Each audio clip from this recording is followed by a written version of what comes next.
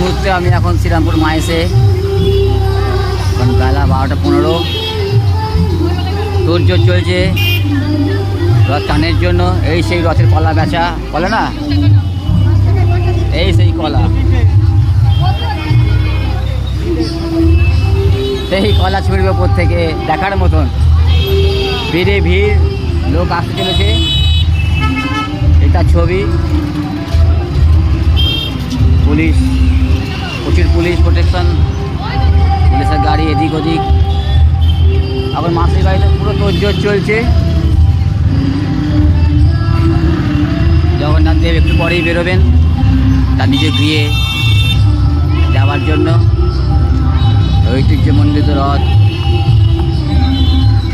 Serampore Mayes.